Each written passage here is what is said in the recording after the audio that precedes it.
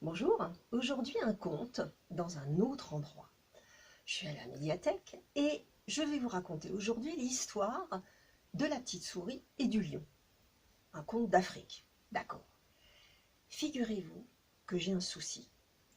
Je suis donc à la médiathèque et j'ai pas pu amener Indy. Vous vous rappelez de mon chat? C'est justement à cause de lui que cette histoire, je vais vous la raconter maintenant. Je vais taper dans mes mains et je vais compter jusqu'à 3. 1, 2, 3. Mon conte commence. Indy a perdu une dent. Mais comment faire, la petite souris, quand on est un chat, où on peut mettre la petite dent, et puis le chat, il chasse la souris. Alors comment faire? Surtout que moi, je sais où vont les petites dents. Elles vont en Afrique. Quoi? N'importe quoi, n'importe quoi. Une petite dent qui va en Afrique. Tous les enfants qui perdent leurs dents, toutes les dents, elles partent en Afrique. Mais oui, vous ne le saviez pas? Ben, figurez-vous qu'il y a très longtemps, les animaux parlaient entre eux. Et ils se comprenaient tous. Et un jour, un lion, dans la savane, voit passer une toute petite souris. Et hop, il la prend par la queue. Il la regarde, et puis la petite souris lui dit « Oh, s'il te plaît, s'il te plaît. » Non, t'es trop petite, dit le lion. Je vais te laisser peut-être partir. Il la repose, mais il laisse sa patte sur sa queue. Elle ne peut pas bouger. Oh, écoute, lui dit la petite souris, t'es pas gentil. Ou tu me manges tout de suite, ou tu me laisses partir. Le lion réfléchit. Oh, je vais te laisser partir. Surtout que la petite souris lui dit, dis donc, peut-être qu'un jour, tu auras besoin de moi. Il suffira de m'appeler. Moi, un lion, je vais avoir besoin de toi, tu rigoles? Bon, d'accord, je te laisse partir. Il lève sa patte, la petite souris s'en va le plus rapidement qu'elle peut. Puis le lion se dit, oh, c'est dommage parce que j'aurais bien mangé. Là, j'aurais croqué avec ma dent, je l'aurais bien mangé. Oh, bon, mais tant pis, allez.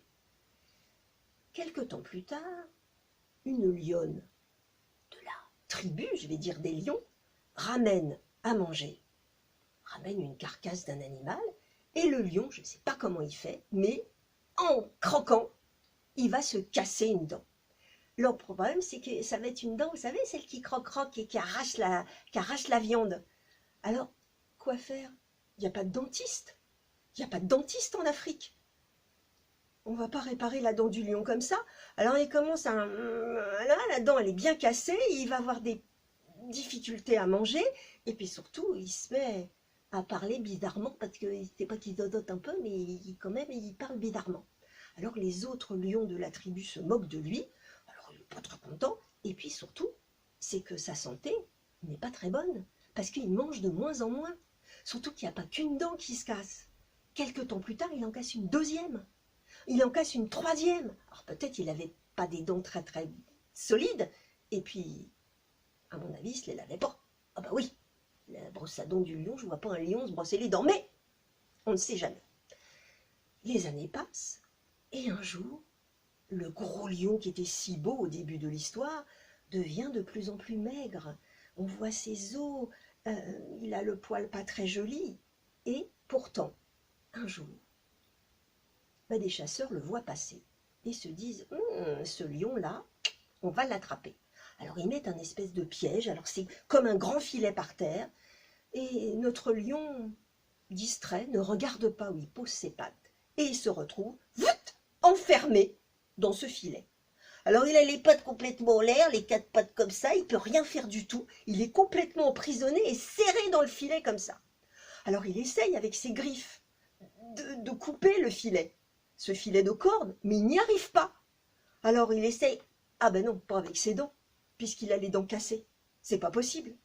Et là tout d'un coup, une petite voix dans sa tête lui dit, appelle la souris.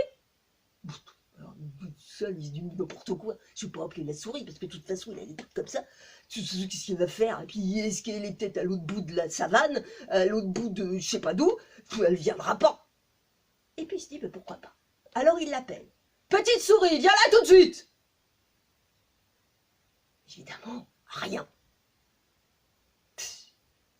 souris, viens là tout de suite. Rien.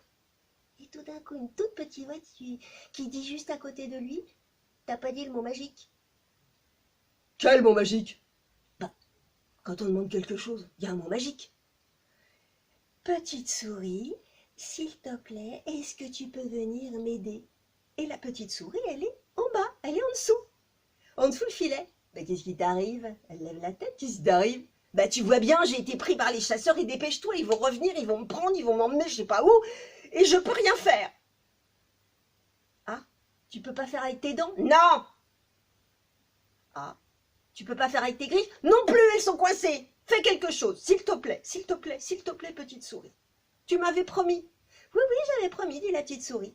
Alors, elle saute, et avec ses toutes petites dents minuscules, et ses toutes petites pattes avec des griffes, elle va grignoter, grignoter, grignoter, grignoter le filet où est emprisonné le lion.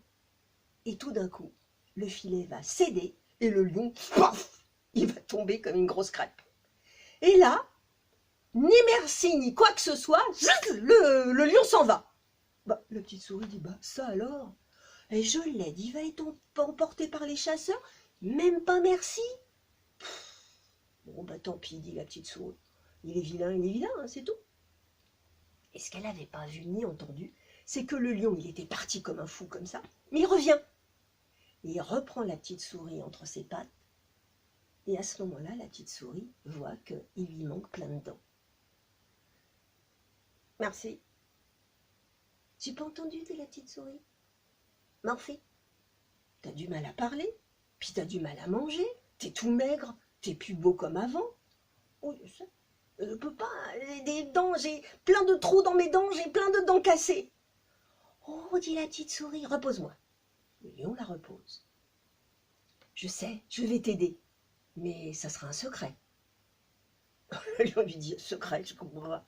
Si, tu vas voir. Attends un petit peu et tu vas voir. Je ne sais pas comment elle a fait.